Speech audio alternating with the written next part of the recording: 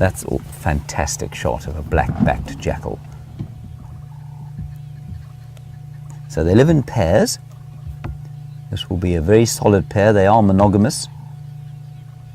And while they do breed for life, if one of them dies, which is almost inevitable given that they have such a short lifespan, probably only about 5 years, the other one will move on.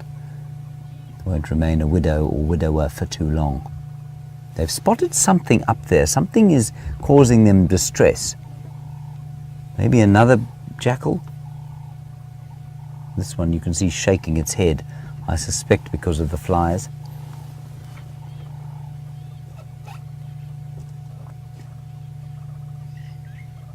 They're so relaxed. We're probably now from these things about 50 meters or so. That is about 160 feet. Sorry, Rebecca, I'm afraid I didn't hear that. You're going to have to go again.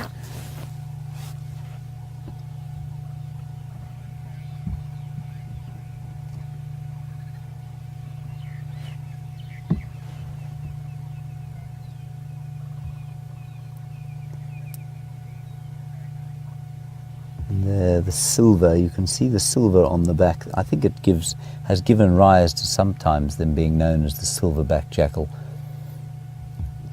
And they're distinct from the side-striped jackal, which we do get in this area, just because that mantle, that black mantle, is much less defined on the side-striped. Side-stripe's got a wider face, looks a bit like a wolf, and also it's got a bright white tail, which the blackback does not have. And they will be waiting for the night. They're largely nocturnal, and they'll be going scavenging. They will do quite a lot of hunting on their own. They eat rodents. They'll catch maybe baby scrub hares, even adult scrub hares. And sometimes, if they're really lucky, they'll catch something like a steenbok or a baby duiker or even a baby impala during the lambing season. But mostly for them, it's rodents and probably even the odd sort of a scorpion and maybe a beetle or two. A definitely very Catholic diet. Just like a domestic dog. Doesn't it look like a domestic dog? It's the same genus as a domestic dog. It's the same genus as a wolf. So more closely related to dogs or our domestic dogs and indeed to wolves than the wild dog that we have out here.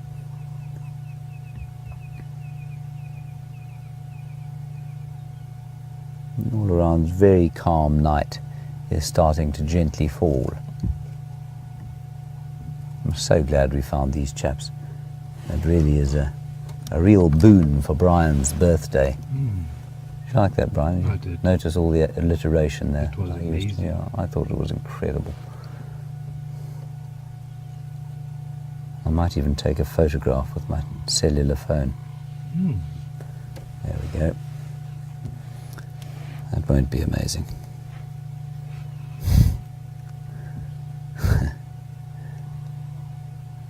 Alrighty, Brian, what do you want to do next on your birthday?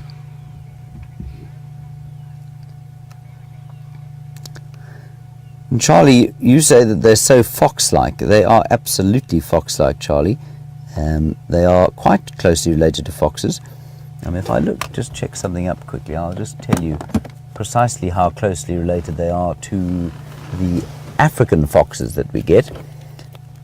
I don't know where you are, Charlie, or which part of the world you're from, but it'll be interesting to know what kind of foxes you have where you are.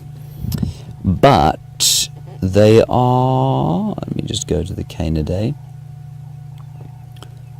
378 warranted. Yes, they are very closely related to the foxes.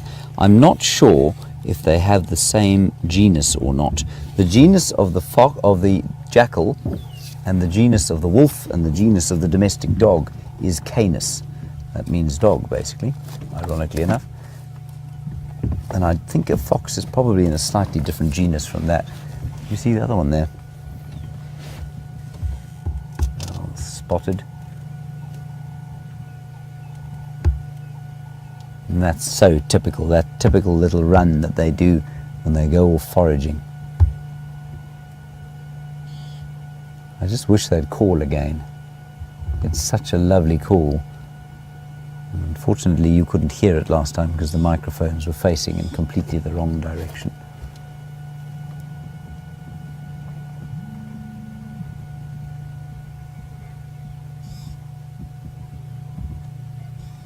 And as I was saying, we're just getting some stuff from Final Control here.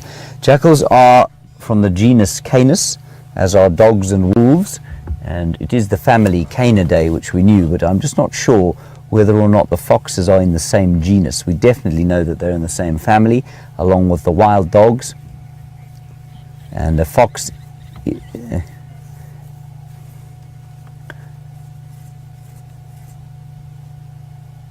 How that works basically is that the genus is a smaller grouping of the family. So you can get a number of different genuses in the family. And I think some of the foxes are probably Canis, but others definitely aren't. I know the bat-eared fox certainly isn't.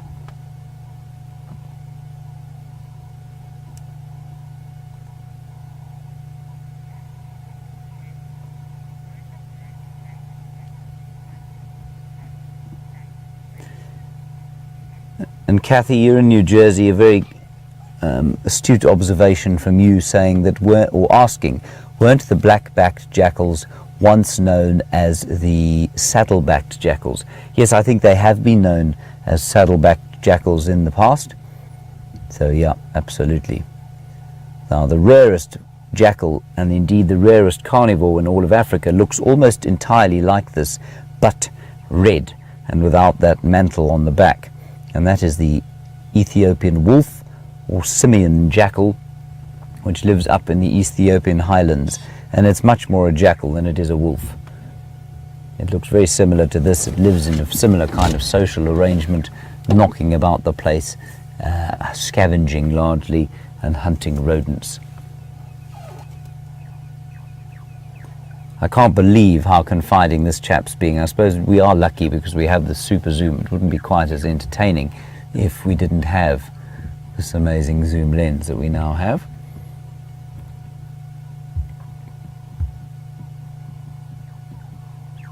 Oh, Brian, even closer.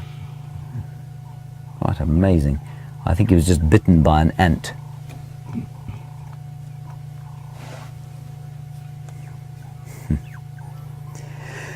Well, Brian, I think that's a really nice surprise for you, don't you? Two surprises from Two surprises from Cheetah Plains.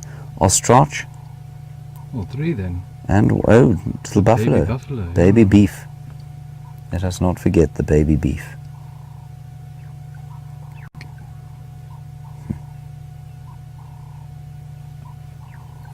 Alrighty, let's head out of here and see what else we can find. Maybe that leopard, I'm assuming that they saw the tracks of Inkanyeni coming south earlier today. Isn't that precious? Now, Brian tells me there's a man in the moon there. He showed me the two eyes, which are the two spots far left and far right, and the nose kind of, that big bulbous thing, I think, at the bottom. He's not a very smiling man, is he, Brian? No, he looks quite